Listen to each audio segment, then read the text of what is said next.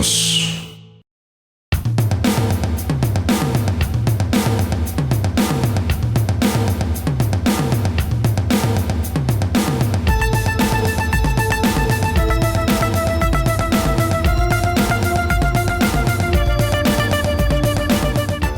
Welcome back to Laughing in the Dark, the podcast where I hang out in haunted places with comedians. This is another fixture in our Sunday Minisode series where I talk to you about your ghost stories. For this Minisode, I spoke to Eric from Tennessee.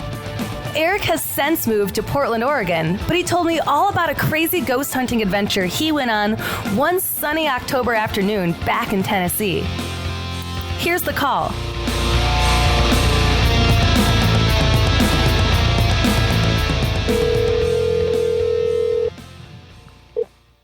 Hello? Hi, is this Eric? It is. Hi, Eric. This is Sarah calling from Laughing in the Dark. How are you? I'm doing great. How are you doing? I'm doing good. So, this is a 615 number. Where am I calling you from? Well, I live in Portland, but Okay. I'm originally from Tennessee. Oh, okay. So does your ghost story take place in Tennessee or in Portland? In Tennessee, actually just south of Nashville. Oh, very cool. How long have you been in Portland? Yeah. Let's see. I think this July it'll be 2 years. Oh, okay. Are you liking it or? Oh yeah, we love it out here. Oh, cool. We were just kind of, we look for a change of pace, and my stepdaughter lives kind of up in the Seattle area, and then I had friends who lived out here, so we just kind of decided to kind of move out this way. Oh, And, that's perfect. Yeah, so far we really love it. So, Oh, yeah. awesome. And it's cool being closer to your kids and everything. That's great. It's got to be so different from Tennessee.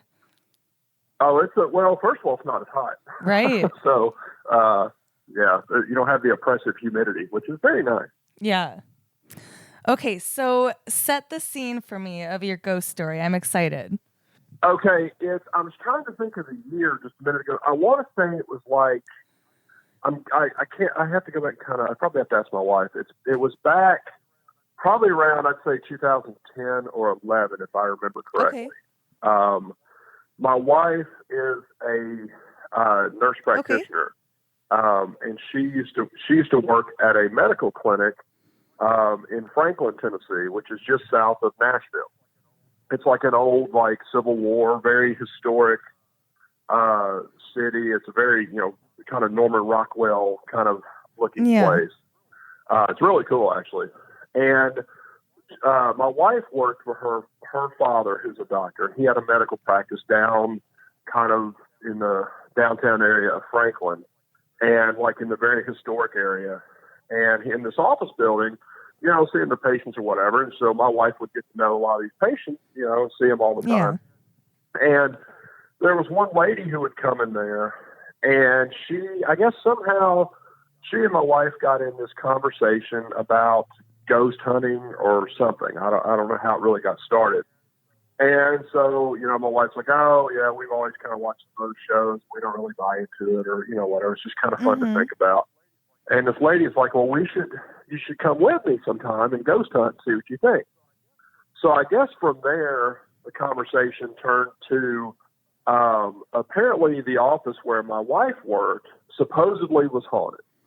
It was an older building, and I guess people who'd worked there had heard things and just all this different stuff, heard voices and just things moving or whatever.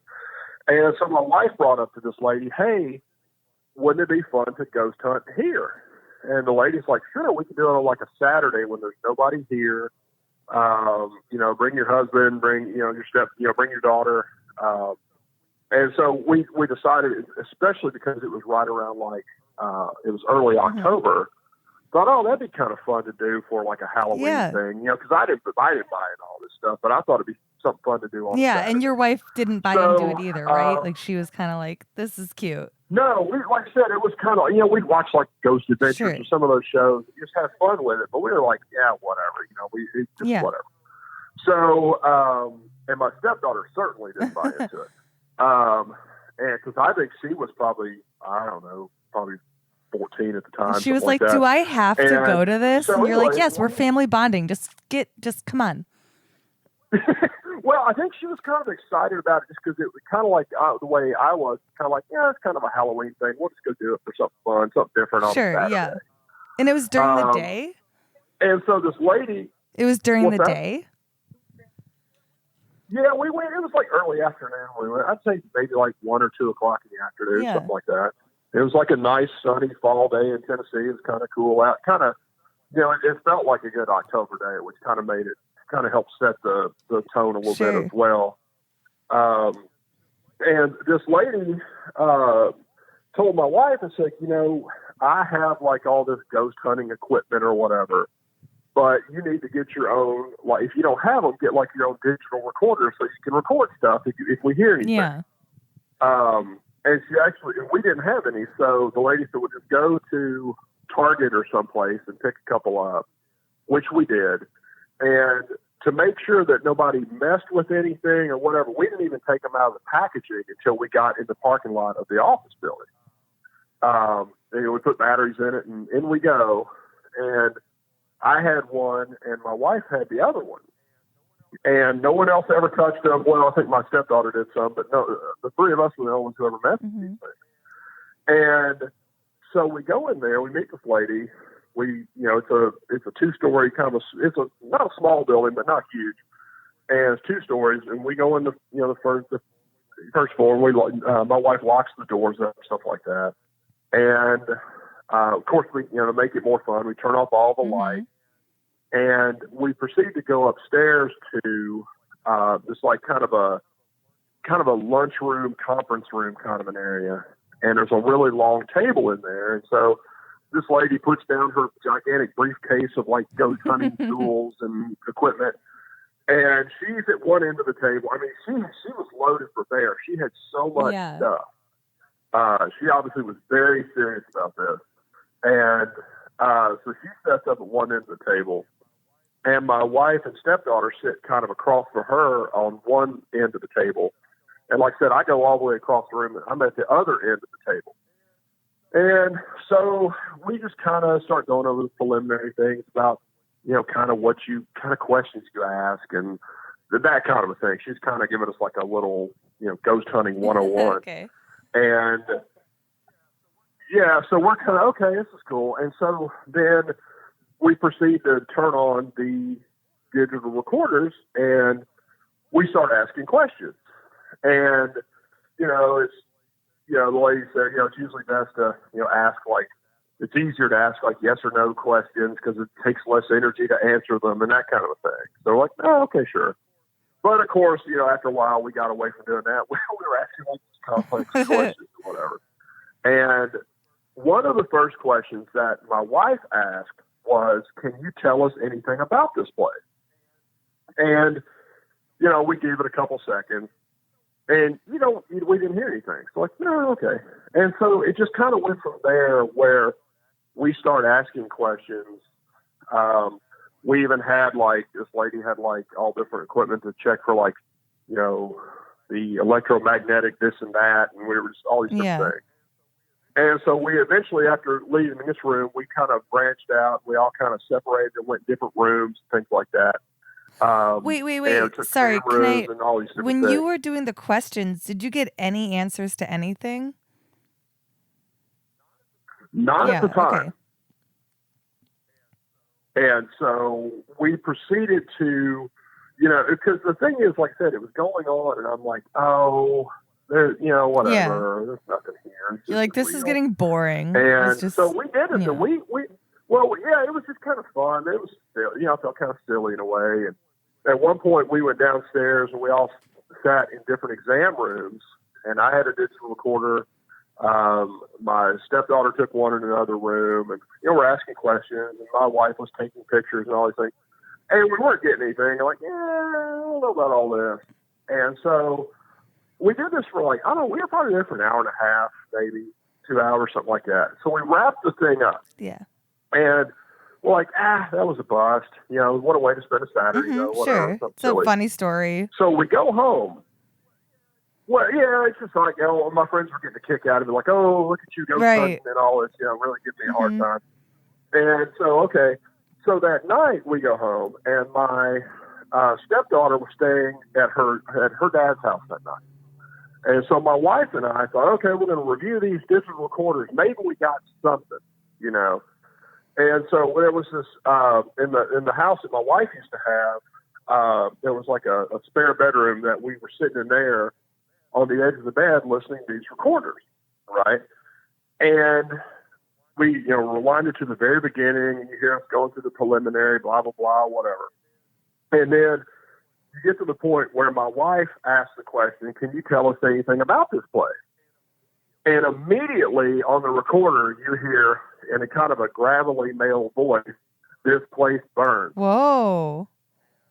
And my wife's eyes got as big as dinner plates. Yeah. And she said, pause the recorder. So I paused the recorder. She gets up, she leaves the room. And I thought, well, what is she doing? Where'd she go? She comes back about 5 minutes later with the biggest glass of wine I've ever seen. And she says, now I'm prepared. Yes, I love your wife. She's the best. Oh, she's great. She was, she had to be prepared for this. I fully understand. We start listening. And then, so we thought, wait a minute, let's compare it to the other recorder. And this was coming from the recorder that she had.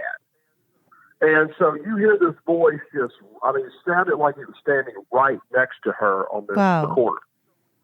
So we reviewed the one that I had, and you also got that same recording, but you could tell there was a distance. Like it was, I was in the same room with it, but I was not as close, obviously, because I wasn't. And we're like, oh, that's creepy.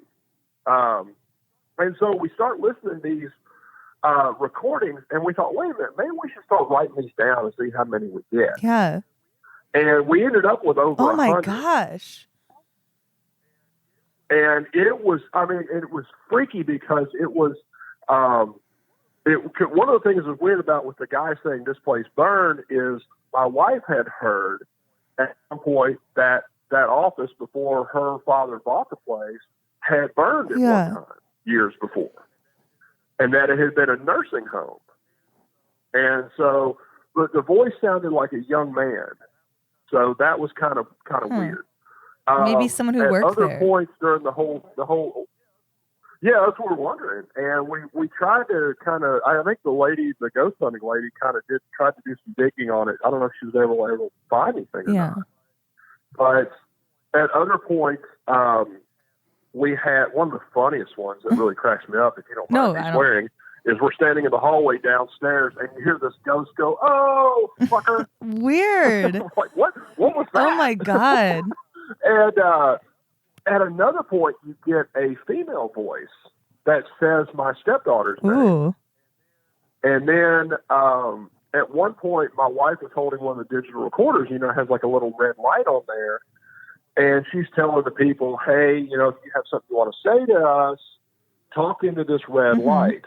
And you hear a voice in the background saying, it's interesting to see how all of this works. Oh, my gosh. And it was crazy. And we're listening to this, and it was really enhanced when you put headphones on listening to these things. Because there were things that we were missing.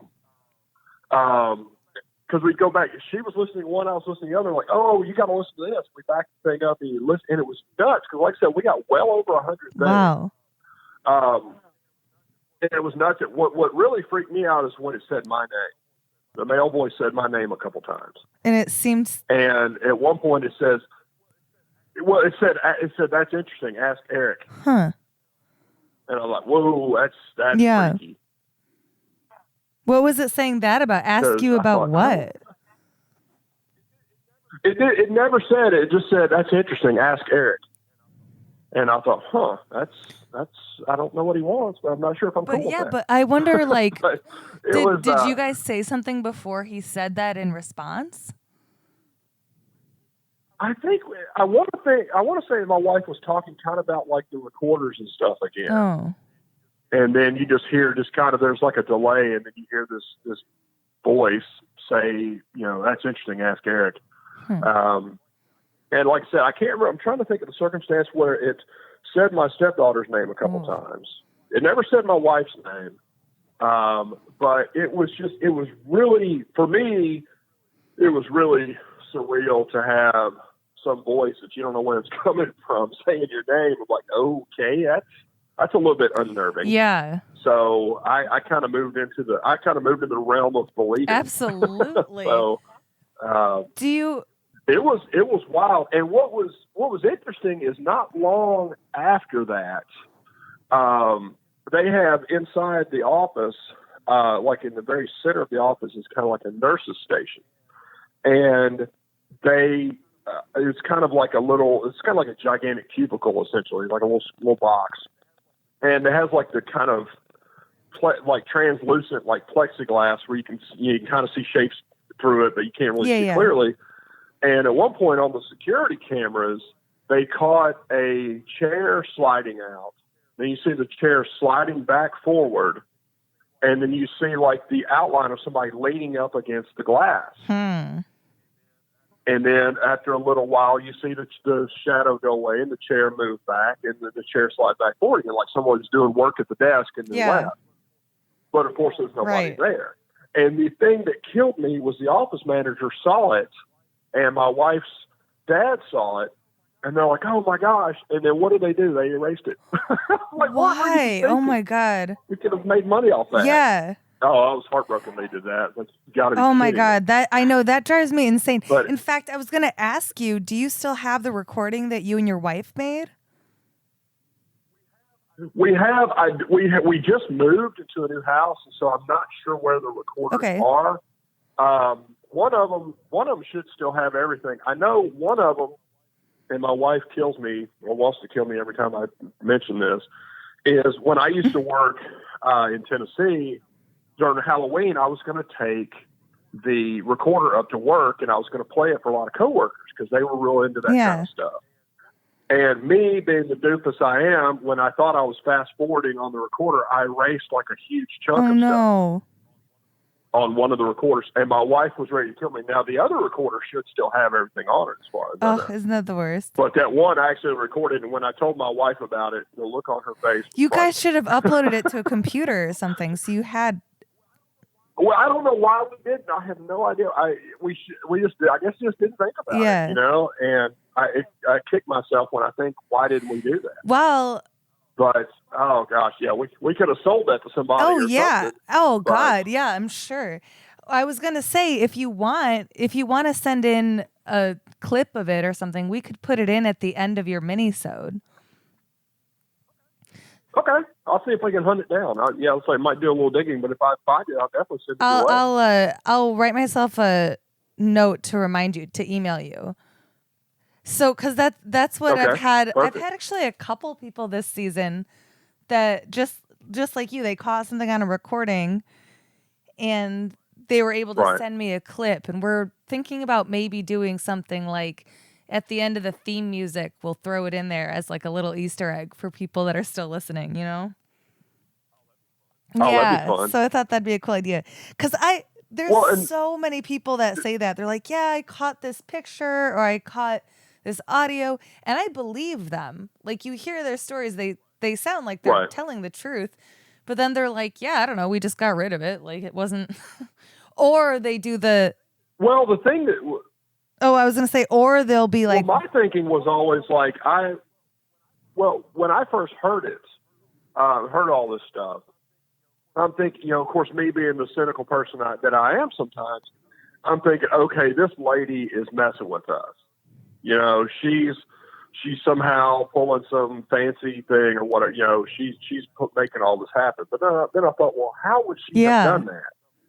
Number one, and because she never touched the recorders, she never did all this stuff. And also, if she were doing that, most likely she would want something from us. And she didn't. She didn't want us to join her group. She didn't want any money. She didn't want. Anything at all. So there really was no reason for her to want to do that. Well, I mean, I could think of a reason, but it doesn't explain how it's possible. Like, she could want you guys to be able to legitimize her and say, oh no, this is real. Well, that's true. But how, there's no way. If you're physically there, you would hear other voices. Especially the fact that the voices interact with you. You know, like it'd be one thing if they were random sounds, but the fact that they kind of respond back to you when you talk to them, that's wild. Right. And it was, because it was such a weird thing. Like I said, when I heard it say my name a few times, that was freaky. Because I thought, okay, first of all, I wasn't expecting to ever hear anything anyway. But then to hear it say my name, I'm like, oh, that's wild. Yeah. So it was kind of a very surreal experience. That seems like a really also kind of common thing with ghosts too. A lot of the times is that they know things, and that's weird. Right. And I don't know how to explain that, at all. I don't know how to explain any of it, but that is an interesting. That's the thing. It was like I said, I went very quickly from not believing any of this stuff to, okay, well now I'm a firm believer. Yeah. And because it was such, like I said, a surreal thing to go through all that, just thinking that you're just kind of having fun on a Saturday, just doing something silly around Halloween, which in our house, we absolutely love Halloween. And, and then to actually have it turn into something else was really tricky. I'm sure. Yeah. And I think that's how most people are that have a paranormal experience. Like, I'm kind of like that too, where I'm like, I am a logical, sane person, but I believe in ghosts because I've had my own experiences, and it's one of those things that if you've never experienced it, I fully and completely understand people who don't believe in it. It makes perfect sense. I probably wouldn't either. If somebody I knew had told me this, I'd be like, yeah, okay, whatever. Good one. Yeah. But that's the thing. It's like when we all of a sudden heard it, and like I said, the look on my wife's face when she heard that guy say this place burned was priceless. It was just, her eyes got so big and she was immediately freaked out. And so that's where she had to arm herself with some wine. Yeah, I love her because that's exactly me. It was so cool because, well, and the thing is for of course, we were never really able to substantiate whether or not that place had burned years before. But, there was that rumor or that urban legend or whatever that it had happened. And then to hear some voice say that was, kind of like corroborating the whole thing was kind of cool. And, while we were doing this, there was a female voice also. I think her name was like Alice or something like that. Because I want to say he said his name was Andrew or something like that.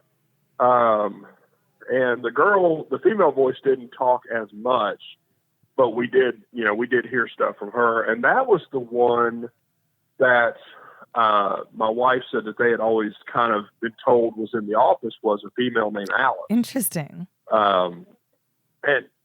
And then she never knew anything about this Andrew guy. And Andrew was the one who talked to us most of the time. And when he made the old fucker comment, that was hilarious though. It was really, because we were standing in this long hallway and you hear it's kind of like he's just right behind us just screaming at us. Because it was definitely like a yell. Yeah. It was really funny. Because we caught that later. And my wife said, what did he just say? She's like pouring more wine. She's like, what in the world? I think she poured it all into one glass. Amazing. I almost picture like him saying that, like, it sounds like he said it with a sense of humor if it made you laugh, like more so than like angrily. Oh, I think so. But maybe he was a little annoyed because can you imagine if you were a spirit and you're trying to communicate with living people and they're trying to communicate with you and you're actually talking to them? Like, it sounds like at the beginning of the recording, he's like, oh, this is kind of interesting. Like, thanks for explaining this to us. This is cool. Like, I've never seen one of these things. This is awesome. Right. And then for him to kind of be answering your questions and you're all just kind of like, yeah, this isn't working. Don't you think he's probably like, we don't hear you fucker, I'm trying to talk to you. Like, I mean, I could see that being annoying. It's like, yeah, you're asking me questions and I'm answering you, and now you're not. Like, you're what ignoring do you want? Why isn't this working? I thought you I'm have doing my the part. red light. I'm talking right into it. So I could definitely see that. But what I think is kind of cool is that it sounds like your recordings, from what you're telling me, that it sounds like the voices came out really clearly. Oh yeah, they were very, like I said, some were kind of lower in volume, if you will, so that you didn't hear a lot until you put on headphones. But like when he said this place burned and oh fucker and all this other stuff, you heard that just plain as day, even without the headphones. That's really cool. It was wild. It was, like I said, we heard that when we laughed. And the thing that was interesting to me, and my wife was the one who pointed this out, was it seemed as though, like on the ghost hunting lady, on her recording, stuff like that, it seemed like the ghost didn't like her. Interesting. And it was just kind of, I forgot like what it said, but basically it was just kind of like a comment, like, you know, basically like get out of when she was in one of the exam rooms, basically told her to get out or something like that. And I thought, you think of all the people, the ghost would have liked her the best because she knew what she was doing. But, yeah, it was such a wild thing. And, you know, a friend of ours, we were telling him about it and we played the recordings for him. And of course he's still skeptical to this day. He's like, yeah, even whatever. With the recordings. Yeah. He said that doesn't prove it. Yeah. He's like, that doesn't prove ghosts are real. And I was like, well, somebody said it. And he said, well, it could have been a polka dot dragon for all we know. And I'm like, well, maybe. Right. But, don't you think that seems less plausible than a ghost? Okay. But fair enough. You know, I'm hoping it was Bigfoot, but I doubt it.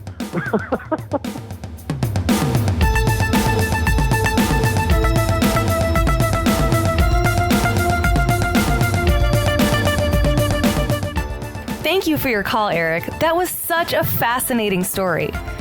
Do you have a ghost story that you want to tell us on Laughing in the Dark? Email us at litdarkpodcast@gmail.com or write to us in our Contact Us form on our website, litdarkpodcast.com. We may want to feature you on the show. Thanks so much for listening.